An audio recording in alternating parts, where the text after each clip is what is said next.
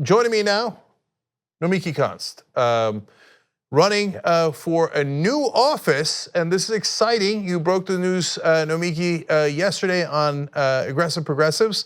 But for those that didn't hear, what office are you going to run for? I am running to be the next public advocate of New York City. Bum bum. All right, I love it. I love it. So let's talk about it just real quick before we get to your agenda, which I care most about.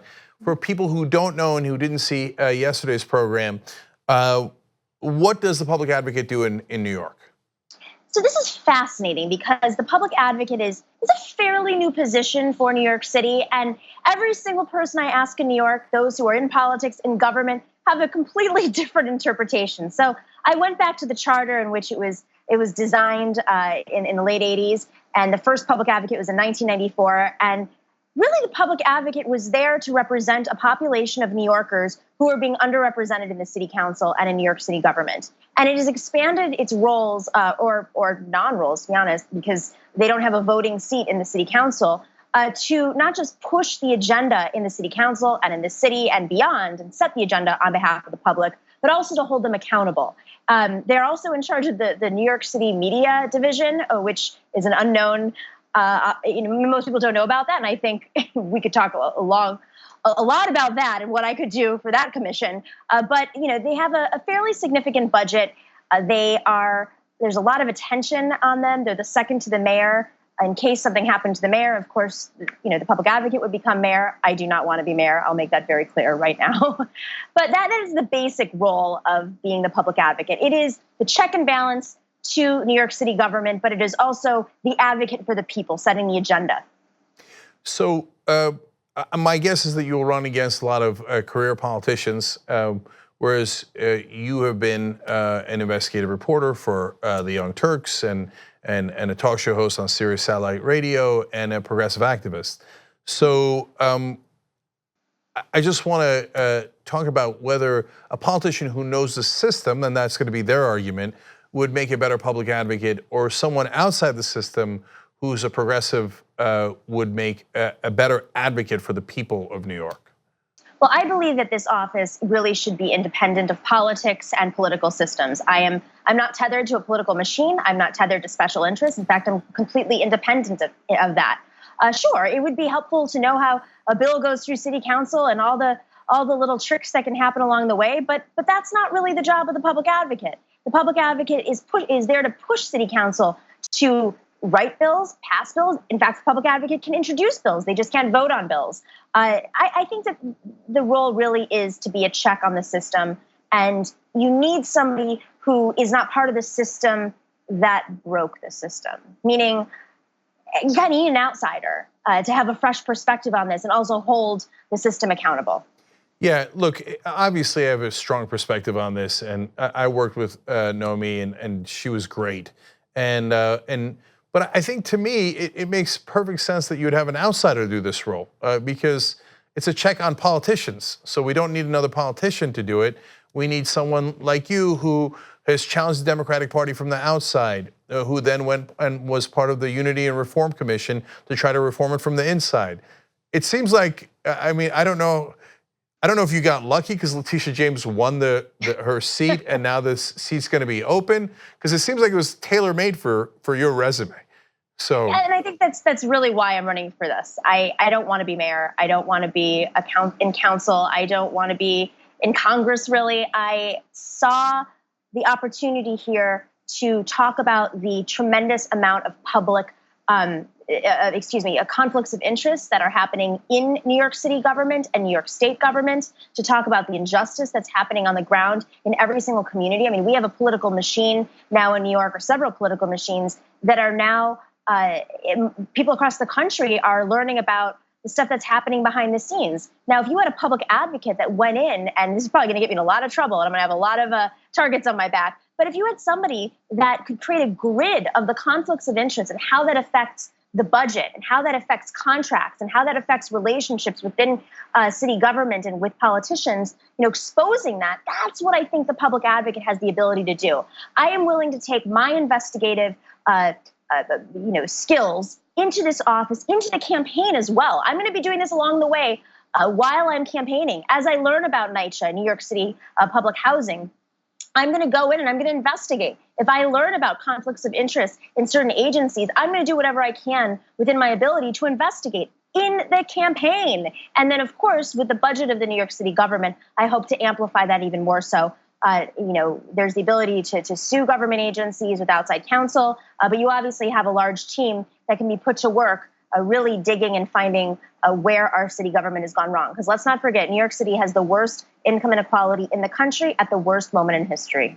Yeah, so I want to get to your agenda in 1 second, but look, again, I'm not pretending to be neutral here. As you were talking there, Nomi, I thought, oh man, they're in a world of trouble if you get into that seat. So you're going to get a ton of attacks because your specialty is looking into conflicts of interest.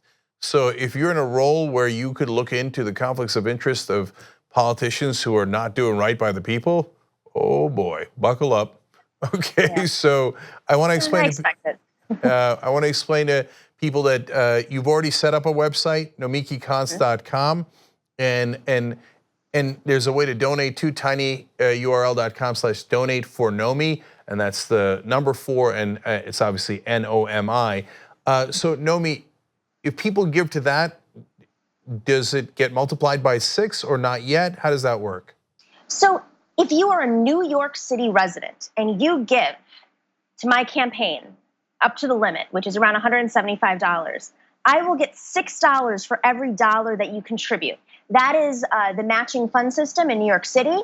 That is for the general election. Of course, when the special election is called, the rules will change a little bit, but we do have matching funds in New York City for New York City residents. It's perfect to level the playing field for small dollar donations, to really make sure that local New Yorkers have a real role in setting the agenda and supporting the people that they want in office. I can also, of course, take donations from outside of New York City, which, if you'd like to donate, I will, if you're not a corporation and you're not a corporate PAC, I will absolutely accept your donations.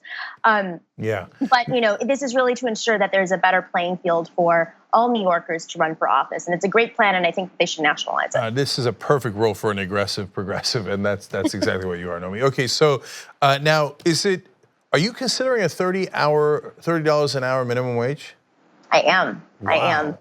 We have an incredible policy team that's working very hard right now, advising me on what's doable and what's not doable and where we can push the agenda, and also how we pay for it, because that's, of course, what everybody is going to ask.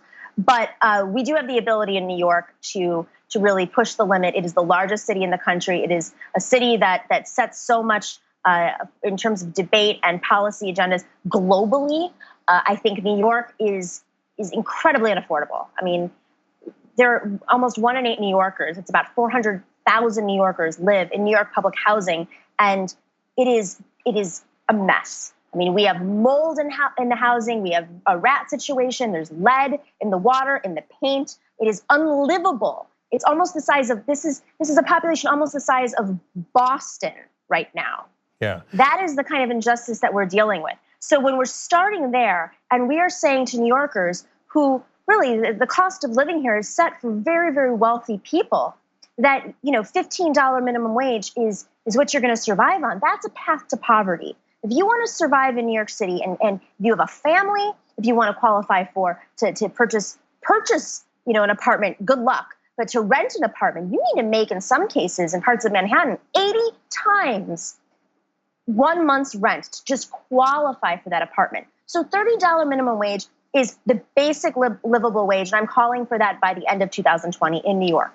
Having lived in a lot of different American cities, it is true that New York is, especially Manhattan, is absolutely unlivable unless you're incredibly wealthy. So it's a good point. We have about a minute left, Nomi, but I really want to get to the other one that really jumped out at me. Free subways? Yes. So we have a subway problem. Like, when I say problem, I mean, there was in Brooklyn at the Atlantic Station, the ceiling collapsed a couple of days ago onto people. That is how decrepit our subway system is. We pay in as taxpayers into the subway system, into the MTA fund. The money is not being allocated to fix the subways, but we pay for it so that we can fix it and fund it. This is a criminal justice issue. The money is there. We have to take a serious look at our budget. And I think that, obviously the governor and the mayor have had some difficulties in taking responsibility for the funding of the subways. But I do think it's important to have another voice out there saying not only should we be fixing our subways, but we should be making it free for New Yorkers. I mean, maybe tourists can pay a different price, but New Yorkers, this is a criminal justice issue as well. So, you shouldn't have to choose between your Metro card and a meal. $2.75 for a swipe on a Metro card, and you have kids jumping turnstiles and getting written up, and then suddenly they're in Rikers and their lives are ruined. This is an incredible problem in New York.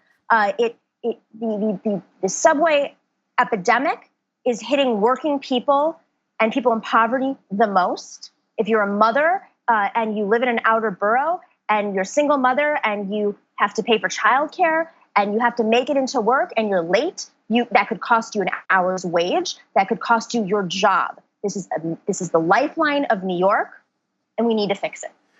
Yeah, it's amazing what happens when you look at something from the public's perspective rather than the powerful perspective. The people in power go, oh, no, we can't do any of these things. But as you lay it out there, it seems like that would be exactly what a public advocate would at least fight for. So my guess is that the Young Turks audience and that progressives across the country are going to be awfully excited about this race. So NomikiKonst.com, everybody please check it out. We'll obviously have the links down below if you're watching later on YouTube or Facebook.